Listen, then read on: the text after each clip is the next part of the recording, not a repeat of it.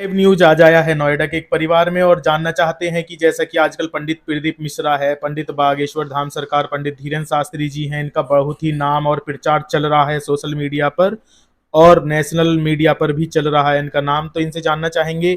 जी, सबसे पहले आप अपना नाम बताइए। मेरा नाम सीमा है। जी सीमा जी, तो ये बताइए कि जो पंडित प्रदीप मिश्रा जी और पंडित ये धीरेन्द्र शास्त्री जी हैं, क्या यह कार्य सही कर रहे हैं ये लोग? हाँ, सही कर रहे हैं।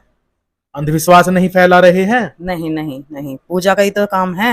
हाँ। बढ़िया कर रहे हैं। प्रदीप मिश्रा के उपाय भी अच्छे हैं और कारगर हैं। क्या है प्रदीप मिश्रा जी, क्या बताते हैं, क्या करना चाहते हैं समाज में? एकता करना चाहते हैं और भोले की पूजा बताते हैं, और तो कुछ नहीं है ऐसा। अच्छा, अभी हमने कुछ महिलाओं का इंटरव्यू लिया था 2-3 दिन पहले, तो उन्होंने बताया एक लोटा जल सब समस्याओं का हल। अगर ऐसे एक लोटा जल सब समस्याओं का हल हो जाएगा तो फिर तो डॉक्टरों की दुकान बंद कर देनी चाहिए।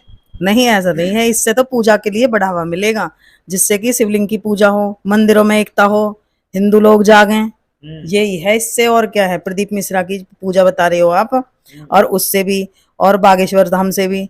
ये तो एक पूजा का विषय है हिंदुओं को जगाने के लिए। तो पंडित प्रदीप मिश्रा जो बताते हैं, कोई उपाय पता है आपको?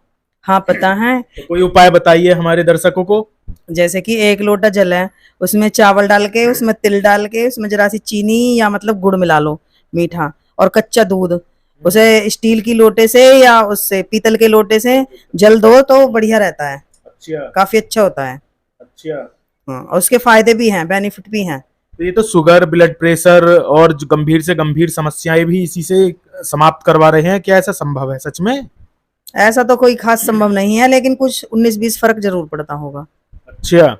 और पंडित धीरेन्द्र शास्त्री जी हैं, वो अंधविश्वास फैला रहे हैं, बोल देते हैं कि मैं तो भूत भगा दूंगा। या भूत वगैरह होते हैं ऐसे? अब ये तो मुझे नहीं मालूम, लेकिन हाँ, वो बताते हैं, और बालाजी की शक्ति है उनके पास। है शक्ति? हाँ है, लगती तो है। अच्छा अच्छा, कोई उदाहरण है आपके आसपास? नहीं, ऐसा तो नहीं है, लेकिन हाँ, लगती है कि शक्ति है। अच्छा। और कुछ पंडित प्रदीप मिश्रा जी का कोई और उपाय और बताइए, एक आध उपाय पता हो आपको तो। हाँ, एक आध उपाय और है। हाँ, बताइए। जैसे कि वो क्या। चलिए कोई बात नहीं, तो इन्होंने एक उपाय बताया है हमें पंडित प्रदीप मिश्रा जी का, लेकिन अभी और उपाय जानने के लिए हम किसी अन्य परिवार में चलेंगे जो पंडित प्रदीप मिश्रा जी के उपाय भली भांति बता सकें। हाँ चलिए देखते हैं, अगर यही कोई उपाय बताती हैं तो कोई उपाय और दूसरा कोई उपाय हाँ, आपको ध्यान में आ रहा है तो बताइए।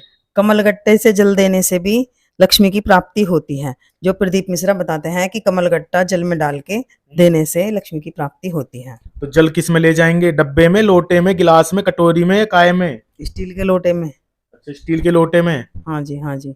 अच्छा। तांबे के में भी ले जा सकते हैं, लेकिन तांबे के में कच्चा दूध नहीं मिलाते हैं। घड़े में ले जा सकते हैं, जो छोटे घड़े आते हैं मिट्टी के? उसमें भी ले जा सकते हैं, अच्छा। लेकिन वैसे स्टील के लोटे या तांबे के लोटे में दूध नहीं डालना है।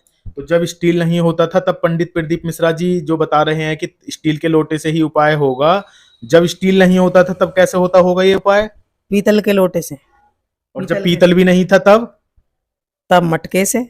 मटके से। तो अब भी तो मटके से कर सकते हैं। हाँ, कर सकते हैं, कच्ची मिट्टी से, मिट्टी के अच्छा मटके से। अच्छा, तो इन्होंने बताया है कि जो लोटा होता है, लोटे में जल भरिए और उसमें कमलगट्टे को डाल करके शिवलिंग पर जा करके जल अर्पित करते हैं तो उससे कुछ समस्याओं का समाधान हो सकता है, ऐसा पंडित प्रदीप मिश्रा जी बताते हैं। फिर किस मिश्रा जी के अन्य भक्त के पास पहुंचेंगे और जानेंगे उनसे जो शिवलिंग पर जल चढ़ाने से क्या लाभ होता है, अन्य उपाय। धन्यवाद।